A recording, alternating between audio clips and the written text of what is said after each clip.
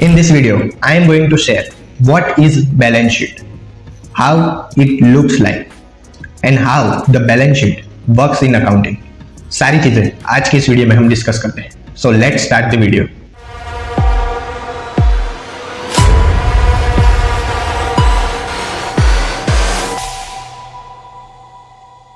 अगर एक बिजनेस के लिए सबसे इंपॉर्टेंट चीज कोई है तो वो है बैलेंस शीट. बैलेंस शीट एक फाइनेंशियल स्टेटमेंट है. फाइनेंशियल स्टेटमेंट में कौन सी चीजें होती है? सबसे पहले प्रॉफिट एंड लॉस अकाउंट, जिसे हम इनकम स्टेटमेंट कहते हैं. दूसरा है बैलेंस शीट और तीसरा कैश फ्लो स्टेटमेंट. उसमें से बैलेंस शीट सबसे इंपॉर्टेंट चीज है एक बिजनेस के लिए, क्योंकि बैलेंस शीट की मदद से ही कंपनी के अंदर जो मैनेजमेंट है वो सही डिसीजन ले पाते हैं. उसके अलावा कंपनी के जो की स्टेक होल्डर्स होते हैं, जैसे कि एक्सटर्नल पार्टीज हो गई, इन्वेस्टर हो गए, ये सारे लोगों को एक बिजनेस में, एक कंपनी में इन्वेस्ट करना है या फिर नहीं करना है, उस डिसीजन में काफी मदद मिल जाती है.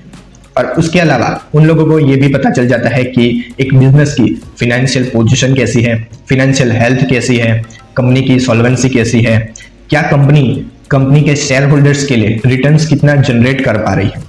ये सारी चीजें बैलेंस शीट को देख करके पता लग जाता है. सो बैलेंस शीट एक कंपनी या फिर एक बिजनेस के लिए सबसे इंपॉर्टेंट फाइनेंशियल स्टेटमेंट है. So what is balance sheet? So balance sheet is a snapshot of business assets, liability and equity at a single point of time. Balance sheet एक company की asset, liability और equity कितनी है, ये सारी चीजें दर्शाता है. बैलेंस शीट कैसी होती है तो देखिए, एक साइड होती है इक्विटी और लायबिलिटी साइड, और बैलेंस शीट की दूसरी साइड होती है असेट साइड.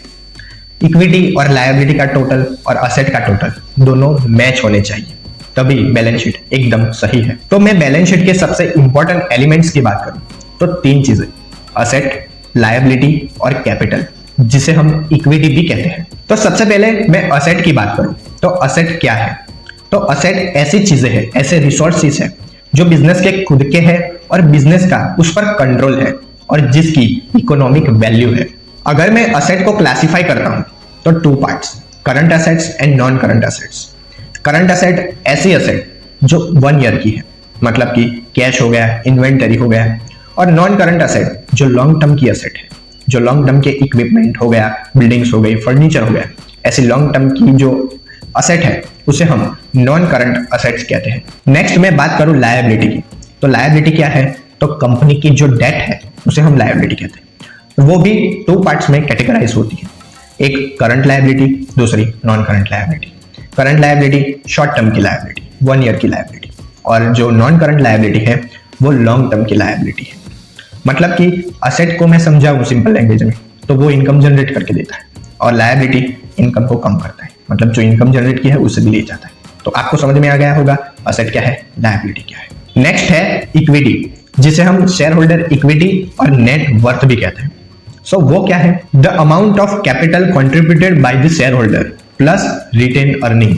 अब रिटेन अर्निंग का मतलब है प्रॉफिट को री इन्वेस्ट करना एक बिजनेस में, उसे हम इक्विटी कहते हैं. जब मैं मैथमेटिकली बात करता हूं तो इक्विटी कैसे फाइंड करते हैं? सो अकाउंटिंग इक्वेशन आपने सीखा होगा, assets is equal to capital plus liability. So capital को फाइंड करना है तो मैं लायबिलिटी को दूसरी साइड पे ले जाता हूं. सो असेट माइनस लायबिलिटी में करता हूं तो आपको इक्विटी मिल जाएगी, कैपिटल मिल जाएगी. पर ये आप मैथमेटिकली फाइंड कर सकते हो. अब सबसे इंपॉर्टेंट बात ये है कि बैलेंस शीट काम कैसे करती है. सो अकाउंटिंग इक्वेशन में हमने देखा कि असेट साइड और कैपिटल और लायबिलिटी साइड दोनों मैच होने वाली है. अब मैच करने के लिए आपको एक प्रिंसिपल, एक सिस्टम है, उसे याद करना पड़ेगा. वो है double entry accounting system.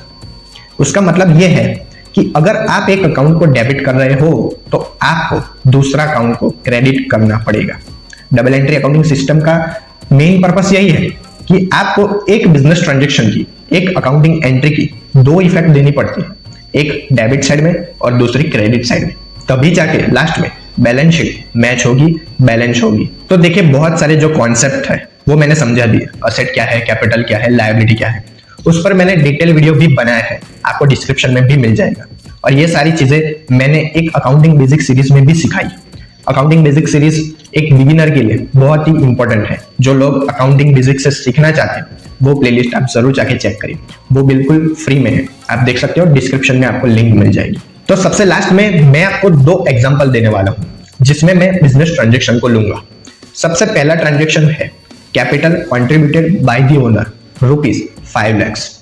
5 lakh rupees business में इन्वेस्ट किया है ओनर ने, उसकी मैं एंट्री करता हूं बैलेंस शीट में, तो उसकी इफेक्ट क्या आएगी? तो सबसे पहले देखिए, कैपिटल इन्वेस्ट किया है तो बिजनेस में कैश आएगी, तो वो कैश कहां पे जाएगी?